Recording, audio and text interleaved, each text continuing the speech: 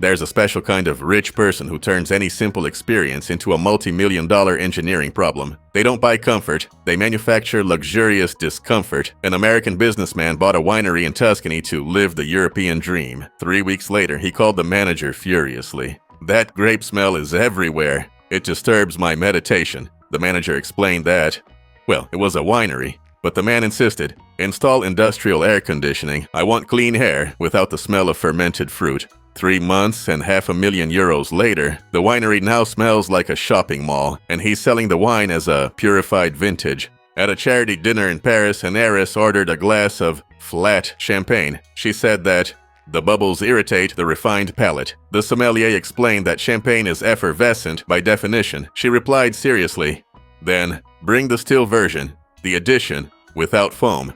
When he received a glass of white wine, he frowned. "Are you sure it's the same price?" Yes, it was the same price, just without the brain. A Canadian tycoon bought a rural property in New Zealand with 30 hectares of native forest. After the first visit, he called the gardener and asked, "Can you guys straighten the trees? They're all crooked, it looks like a mess." The gardener, confused, explained that, well, it's a forest. He insisted, "Then turn it into a park. I want straight rows, like a green parking lot." 3 months later, half of the forest was cut down, replaced by symmetrical pine trees and synthetic grass. The tycoon was delighted. Now, yes, organized nature. It's peaceful to see everything the same.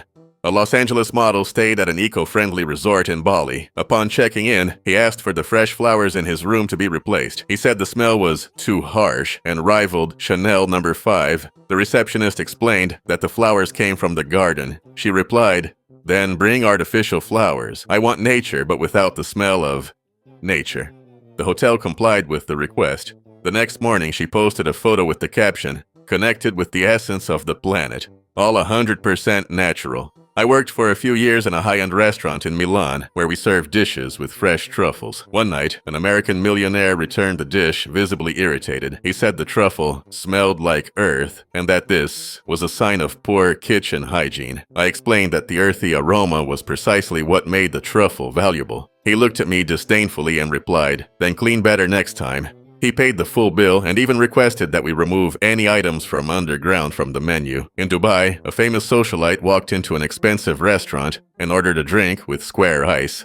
When the waiter brought it, she examined each cube with the eyes of a health inspector and said, "These corners aren't at 90 degrees. I want perfect geometric ice."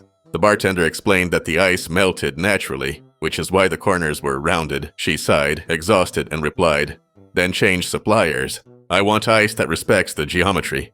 I was working at a vegetarian restaurant in Los Angeles when a tech mogul walked in with his team. He asked for the vegan menu with real plant-based meat. I thought he was joking, but he insisted. "No artificial imitations, I want the real thing, made by the plant." I tried to explain that plants don't produce meat. He interrupted me and said, with conviction, "With the right investment, they can." He left before dessert, saying he was going to open his own vegan cow farm. A Hong Kong investor booked a table for 8 at a Michelin-starred restaurant in Paris. 15 minutes after sitting down, he raised his hand impatiently and asked, "Are you still printing the menu?" The waiter explained that the menu was a tasting menu, served sequentially. He huffed, "I don't like waiting for food I didn't choose. I want gourmet efficiency." He canceled the reservation on the spot and went to McDonald's for dinner, claiming that, at least there, luxury is fast. An Italian heiress hired me to work for a week on her yacht in the Mediterranean. On the second day, she showed up wearing sunglasses and a frown, saying the wind was blowing differently. I asked what she meant.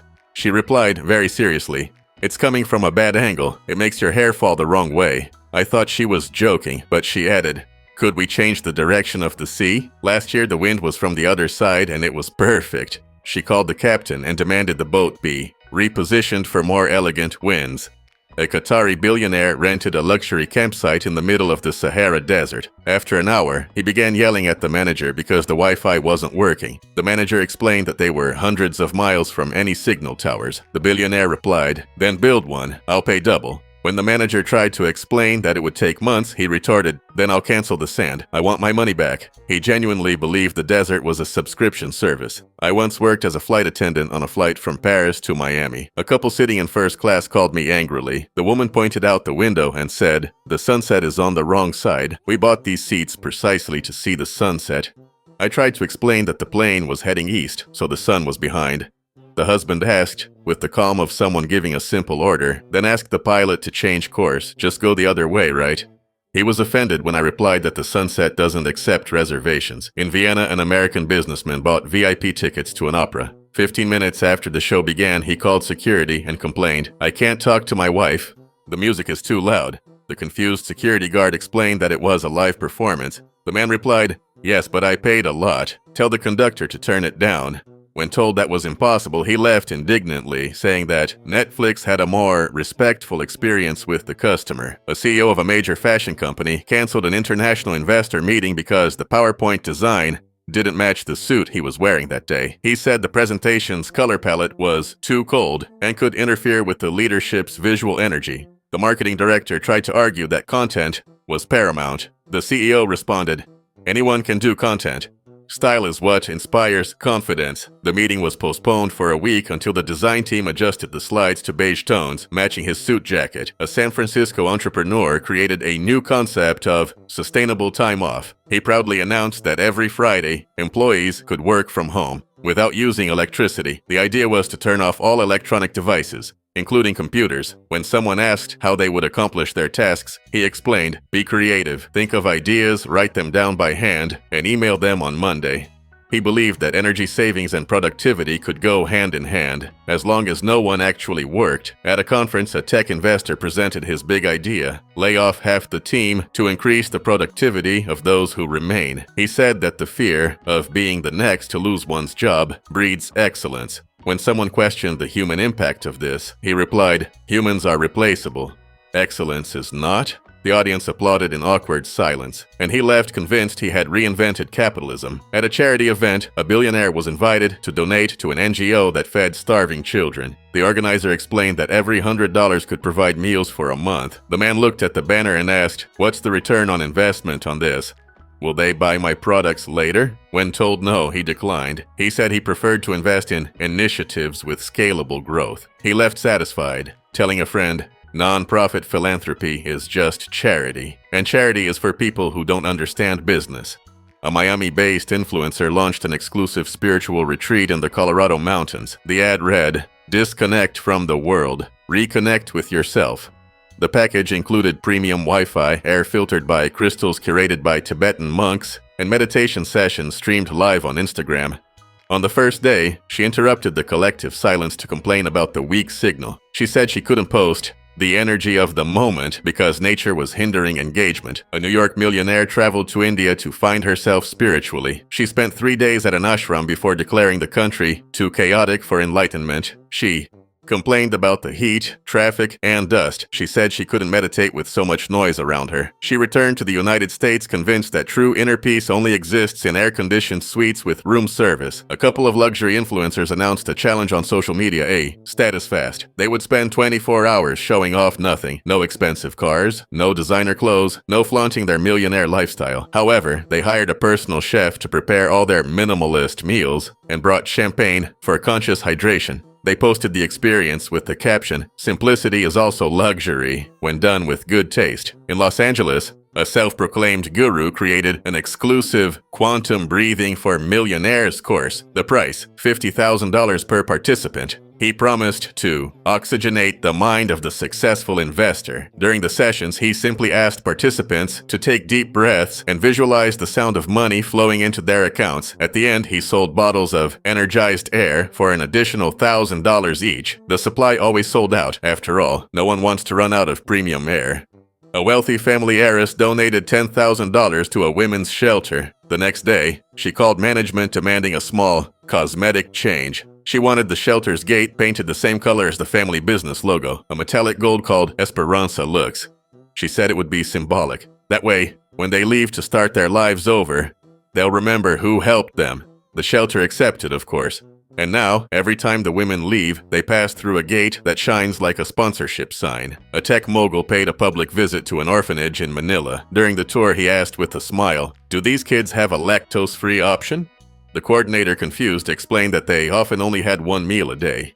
He nodded and replied, "Oh, then they need more dietary diversity. I can fund a plant-based product line." Before leaving, he took a selfie, posted it, and wrote, "Investing in the future, one glass of almond milk at a time." Another billionaire launched a global foundation against inequality. The opening event took place at a luxury hotel in Geneva, with tickets priced at $2,000 per person. The slogan was, "Pay so others don't have to." Part of the proceeds were used to cover the costs of the buffet and a private concert by a pop singer. At the press conference, the billionaire proudly declared, "We made history." For the first time, inequality profited from itself. An award-winning actress gave an interview saying, "I love helping the poor. When they thank me, I feel so beautiful." The reporter asked if she knew how the money was used. She replied, "Of course. In awareness campaigns, have you seen the photos? They look amazing." A month later, she launched a cosmetics line called Natural Kindness. Each purchase promised to donate a look of empathy, but only to those who posted the proof on social media. During a safari at a reserve in Tanzania, an American billionaire became irritated because, after 2 hours of sightings, he still hadn't seen a single lion. He turned to the guide and asked, "Can you call one? Like reserve a time for them to show up?"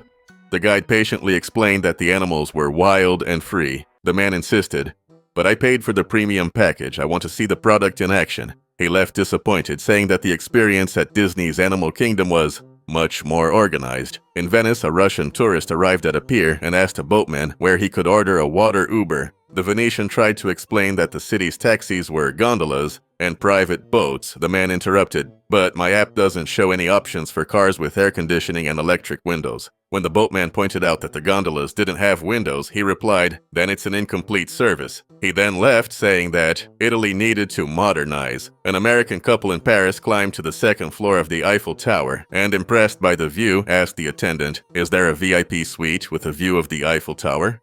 The man, confused, replied that they were in it. The woman smiled and said, "Yes, but we wanted a hotel room with a view of the tower from outside, from inside the tower itself." The attendant just blinked, giving up on understanding. They left, commenting that France is beautiful, but it lacks conceptual luxury. A young British heir visited Egypt and was fascinated by the pyramids. He touched one of the stones and asked his guide, "How old are they?" The guide replied, "Over 4,000. The young man's eyes widened and he asked seriously, "And are they still under warranty?" He said he intended to invest in a modern version, but with coverage against solar wear.